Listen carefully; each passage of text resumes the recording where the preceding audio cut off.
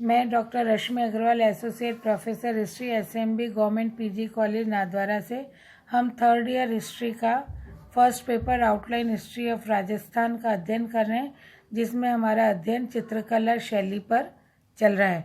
आज हम जिस शैली का अध्ययन करेंगे वो है नाथद्वारा चित्रकला शैली, जोधपुर और देवगढ़ चित्रकला शैली।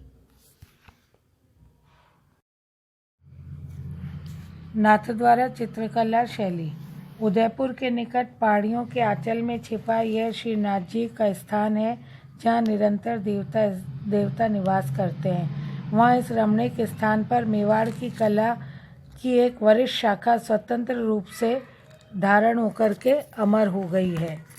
इस देवस्थान पर सारे भारत के असंख्य नर नारी आते रहते हैं।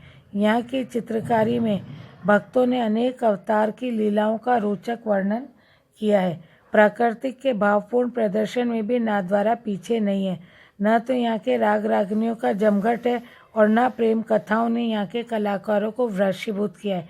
यहाँ तो कृष्ण का जीवन, नंद की गाय, यमुना तट पर वंशी, माखन चोरी, गोपियों से रास, कंसवध आदि ही केंद्रित हैं चित्रों में।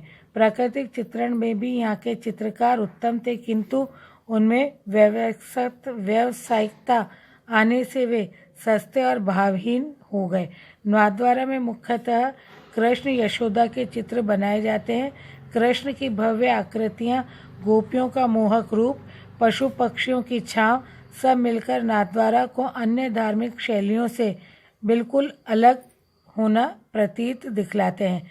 कृष्ण की लीला का जितना मनमोहक रूप यहाँ बताया गया है, उतना अन्यत्र नहीं देखने को मिलता। कृष्ण लीला के चित्रों की मौलिकता में कल्पना की पराकाष्ठा देखने को मिलती है।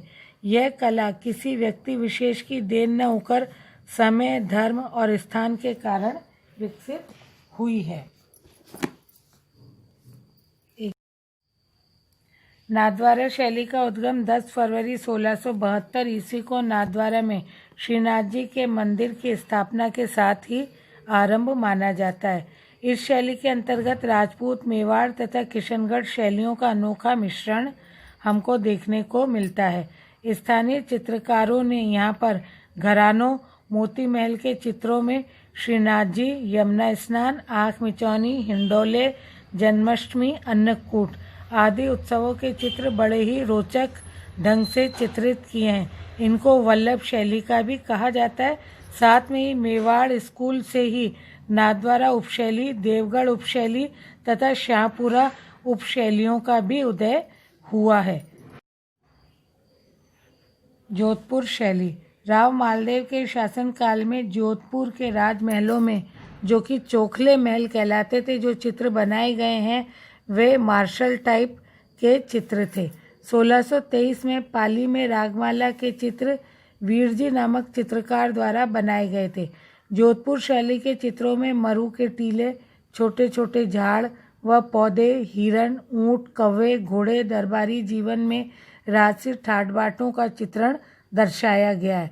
ढोला मारू, उजली जेठवा, मूमल दे, निहाल दे, बाज बहादुर आदि शैली के प्रमुख चित्रकार रहे हैं।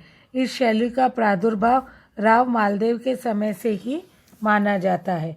देवगढ़ शैली। इस शैली का विकास देवगढ़ के रावत द्वारकादास चुंडावत के द्वारा किया गया था। यह मेवाड़ शैली की एक उपशैली मानी जाती है।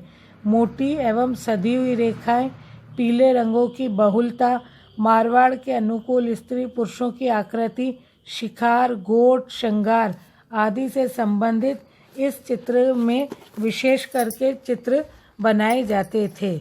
इसी के साथ हमारी जो जितनी भी राजस्थान में चित्रकला शैलियाँ थी, उनका हमारा अध्ययन यहाँ पर समाप्त होता है। बस लास्ट में मैं एक बात मुख्य रूप से कहना चाहूँगी, जो कि डॉक्टर गोपीनाथ शर्मा ने कही है कि राजस्थान चित्रकला की दृष्टि से बड़ा समृद्ध प्रांत रहा था। भारतीय चित्रकला के व्यवस्थित अध्ययन के लिए आवश्यक है कि इस चित्रकला की निधि को, जो अनेक राजप्रसादों की भित्तियों तथा संग्रहों में सुरक्षित है, टटोला जाए और इनका अध्ययन किया जाए।